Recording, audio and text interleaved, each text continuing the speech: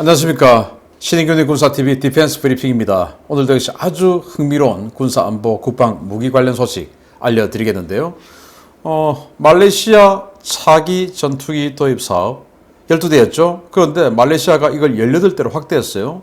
여기에 지금 우리 한국의 FA-50 그리고 중국 파키스탄의 JF-17 그리고 인도의 테라스 이렇게 3개 기종이 경쟁을 했는데 갑자기 러시아의 중형 전투기 미그 35가 들이댔습니다. 과연 FA-50이 미그 35를 이길 수 있을지 또 어떤 역학관계가 있는지 한번 보겠고요. 불리한 거 아닙니다. 그리고 미 해병대의 신형 상륙 돌격 장갑차 이게 문제가 굉장히 많다고 하는데 우리는 또 연합작전을 해야 되기 때문에 관심 가져봐야 되겠고 우리 해병대 전력도 한번 들여다봐야 되는 상황이 있습니다. 보겠습니다. 말도 많고 탈도 많은 미 해병대의 신형 상륙 장갑차 ACV가 작전 배치 초기 단계에서 전 차량 운행 중지 조치가 취해졌습니다. 사고 위험성이 있는 치명적인 결함이 발견됐다는데 이로 인해 배치 일정이 또 얼마나 지연될지 우려가 모아지고 있습니다.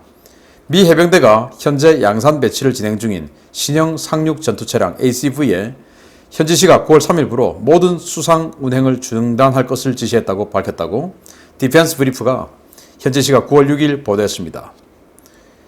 미 해병대 짐스 탱크 대변인은 토잉 메커니즘 시스템에서 문제가 식별되었으며 이는 안전 문제와 직결되기 때문에 현재 문제 해결을 위해 노력 중이다 라며 해당 결함이 해결될 때까지 모든 차량의 수상작전은 중지된다 라고 밝혔습니다. ACV는 미 해병대가 지난 10월부터 기존의 노후 AAV-7 계열을 대체하기 위해 도입 중인 신형 차륜형 상륙 전투 차량으로 현재까지 54대가 해병대에 인도되어 초기 운용 단계에 있는 차량인데요. 양산 개시 이후에 중대 결함이 발견되어 전 차량의 운행이 중단된 것은 이번이 처음입니다. ACV는 8륜 차륜형 장갑차지만 전체 중량이 30톤에 달하고 지상 속도는 시속 105km, 수상은 시속 12km의 속도로 달릴 수 있는 신형 상륙 장갑차인데요. 차륜형 장갑차임에도 불구하고 전체 양산 수량이 204대에 불과해서 가격이 400만 달러를 훌쩍 넘어 지나치게 비싸다는 지적이 제기되어 왔습니다. 현재 초기 운용 단계의 ACV는 비싼 가격에도 불구하고 AAV보다 좁은 실내와 출입구, 잦은 고장 등으로 야전에서 장병들의 질타가 쏟아지고 있는데요. 지난해부터 시작된 미 해병대의 대대적인 전략과 교리, 편제 변화가 진행되는 위험기에 지속적으로 결함 이슈가 제기되는 ACV, 과연 무사히 사업이 진행될 수 있을지 지켜봐야 되겠습니다. 미 해병대가 AAV-7 상륙 돌격 장갑차 쓰죠. 그거하고 똑같은 거 우리는 라이센스 생산해서 KAAV-7 해서 우리 대한민국 해병대도 1사단, 2사단 각각 한 80대씩 이렇게 쓰고 있죠. 예전에는 뭐 LVT-7이라고 했고 그런데 이게 현대전하고 안 맞다 해가지고 2000년대 초반에 왜냐하면 이 수상에서 한 12km 속도로 수상 주행을 하니까 이거 너무 늦다. 생존성이 너무 떨어진다. 12km면 엉금엉금 이렇게 가니까 저거 해안방어부대가 그냥 때리면 다 죽는 거 아니냐.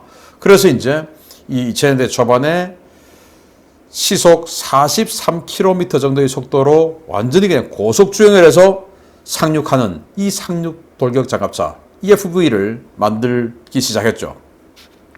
근데 개발하다 보니까 가격이 대당 당시 2000년대 초반인데 대당 100억 원이 넘었던 겁니다. 이건 안 되겠다 해가지고 그때 이제 이 사업 삭감, 사업 철회의 달인이었던 럼스펠드 국방장관이 사업을 철회시켜 버렸어요. 이 사람이 이제 코만치 공격 헬기, 정찰 헬기죠. 또 크루세이드 자주포 이런 거 다 없앴던 사람인데 또 주말트 축소시키고 다 이제 그 사람이 했던 일인데 그냥 삭제시켜 버렸어요. 그런데 해병대 입장에서는 이거 그래도 신형 있어야 된다 해가지고 이제 나온 게 ACV입니다.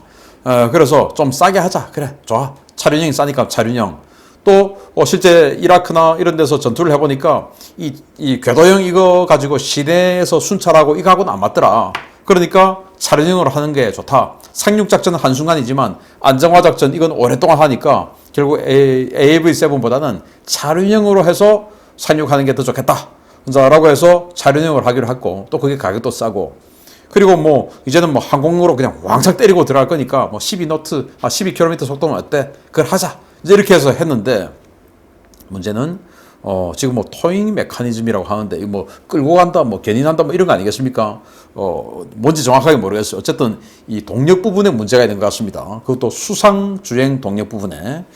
그래서 지금 아무것도 못 하고 있는 상황인데 저는 이제 이걸 보면서 우리 한국 해병대가 미국의 EFV 그걸 보면서 우리도 저런 거 하자 해가지고 처음에 뭐 한 40km 속도 하다가 도저히 안 돼서 지금 20km대 초반 속도를 목표로 지금 차기 상륙 장갑차를 만들고 있는데 미국보다 우리가 더 좋죠 지금.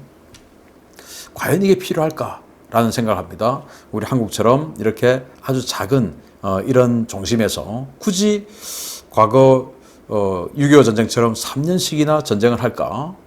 라는 생각을 해보고 지금 뭐 기동전으로 확 밀어붙여버리면 이제 끝나고 그리고 항공력이 과거에 뭐 그냥 멍텅구리 폭탄 아무데나 떨어뜨리는 거하고는 다르죠. 지금은 정밀 타격을 하는 시대이기 때문에 완전히 이쪽 해안 방어선을 아주 그냥 평탄화 시켜놓고 이제 들어갈 텐데 굳이 이런 고가의 상륙 장갑차가 필요할까? 그래서 미 해병대는 상륙 세력 자체를 지금 그냥 완전히 축소하고 없애고 있어요. 그 대신 해안에서 화력 투사하는 이런 전력으로 해병대를 좀 바꾸고 있죠. 그 화력 투사하고 나서 나중에 그냥 적진 들어가서 적의 시가지에서 안정화 작전하는 이런 전력으로 가고 있는 겁니다.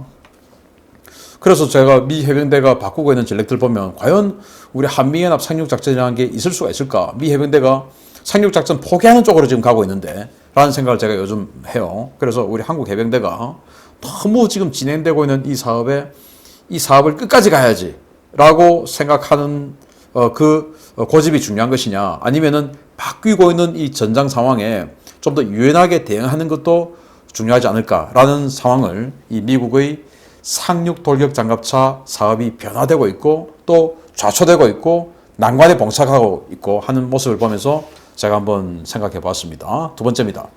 우리나라의 FA-50과 인도의 테자스 마크 1A, 중국 파키스탄의 JF-17 블락 3가 경합 중인 말레이시아 차기 경전투기 도입 사업에 러시아 미그 35가 출사표를 던졌다는 소식입니다. 사업이 복잡하게 돌아가고 있는 모양새입니다. 러시아는 18대 규모의 말레이시아 공군 신형 경전투기 도입 사업 입찰에 미그 35 전투기를 제안할 것이라고 드미트리 슈가예프 러시아 연방군사기술협력국장을 인용해 스푸트니크 통신이 현지 시각 9월 5일 밝혔습니다.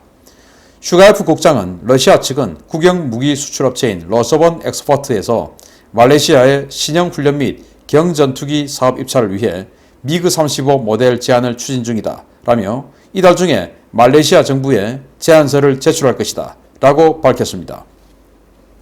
당초 12대의 경량 전투기를 도입하려던 이 사업은 지난 6월 중국이 남중국해 말레이시아 영공에 군용기를 보내 도발하는 사건을 자행하면서 사업 확대 여론이 비등함에 따라 18대 규모로 확대됐는데요. 러시아의 사업 참여는 18대 규모라면 충분히 해볼만 하다라는 판단이 섰기 때문인 것으로 알려졌습니다. 문제는 체급과 가격입니다.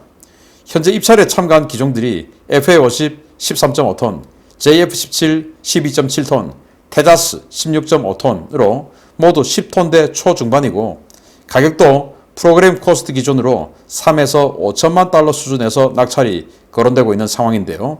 미그 35는 미디엄급 전투기로 최대 이륙 중량이 24.5톤을 초과하고 국제 전투기 시장에서 프로그램 코스트로 최소 5천만 달러가 넘는 수준이어서 말레이시아 공군의 사업 조건과는 맞지 않는다는 평가가 나오고 있습니다. 더군다나 말레이시아는 지난 1995년 바터 트레이드 형태로 미그 29를 도입했다가 지난 2015년 운용 유지 곤란 문제로 16대 전량을 조기 퇴역시키며 펄크럼 계열 전투기들에 대해 이를 갈고 있는 것으로 전해졌는데요. 과연 말레이시아 정부가 러시아의 이번 제안서를 접수할지 지켜봐야 되겠습니다. 미그 35, 미그 29의 발전 개량형입니다. 이거 미그 29 과거 냉전 시대 때 정말 환상의 전투기였죠. 이 F-16하고 경쟁 기종인데 F-16하고 미그 29하고 붙으면 이기냐 지냐 또는 F-18하고 이거하고 붙으면 이기냐 지냐 미그 29가 이길 거야 라는 그런 예상이 주류였습니다. F-16하고 이거하고 붙으면 뭐 생긴 거 봐도 뭐 좀 근사하게 생겼지 않습니까? 마치 F-15처럼 그런 전투기였는데 냉전이 끝나고 동독 공군에 있던 미그 29를 서독 공군 이제 독일 공군이 인수해서 운영을 해보니까 이거 뭐 쓰레기구나 라고 판단이 된 겁니다. 그래서 대당 100달러에 그냥 폴란드 공군에게 다 줘버렸습니다. 독일에서. 과거사 사과 문제도 개말끔해서. 그런데 이 미그 29를 말레이시아도 썼는데 말레이시아가 1995년도에 도입을 했어요. 그런데 2005년부터 불과 10년 만에 이거 퇴역시키자라는 논의가 시작됐고 2010년도에 도입 15년 만에 진짜 퇴역해야 된다라고 하다가 이제 막 거기서 갑론을박이 나온 건데 어떻게 15년 만에 퇴역하나 라고 해서 결국은 이건 도저히 못 쓴다 해가지고 20년 만인 2015년에 퇴역했습니다. 아니 20년 된 전투기면 완전 새가 아닙니까? 우리 한국 공군의 KF-16 그 KF-16이 초창기형은 지금 한 25년 됐죠. 초창기에 생산한 거. 그리고 후반기에 생산한 게 한 18년 정도 됐죠. 그걸 퇴역시킨 겁니다. 18년 정도 된 가장 새 거. 그리고 초창기에 생산한 KF-16이라 하더라도 그 한 25년 돼도 지금 보면 완전 새 거 같아요. 멀쩡해요. 그리고 그보다 더 앞에 피스 브릿지로 도입한 그냥 F-16 블락 32 최근에 업그레이드 했죠. 그거 보면 그것도 새 거 같아요. 근데 이거 20년 만에 퇴역했습니다. 그것도 10년째부터 퇴역.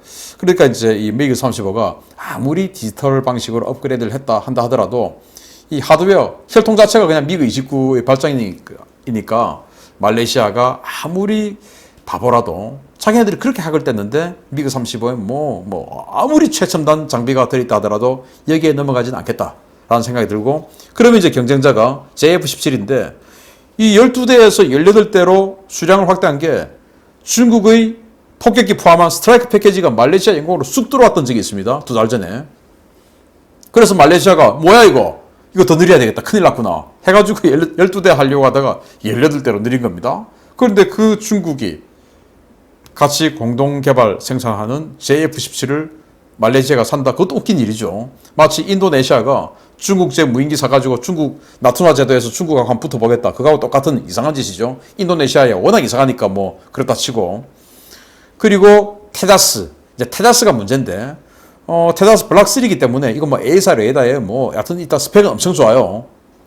그런데 문제는 여기에 이스라엘제 항전 장비가 아주 많이 들어가는데 이스라엘은 이슬람 국가에게는 이해를 내주지 않는다라는 거 아니겠습니까? 그래서 이스라엘제 항전 장비가 과연 이슬람 국가인 말레이시아에 수출 허가를 받을 수 있을 것인지 그거로 인해서 테다스는 좀 불리하고 그럼 남는 건 우리 FA-50이죠. 그래서 FA-50이 이기길 바랍니다. 미그 35 정말 생긴 거 근사하고 1대1로 붙으면 당연히 미그 35 이기겠죠. 그렇지만은 그런 해묵은 감정이 있기 때문에 안 될 거다라는 희망을 가져봅니다.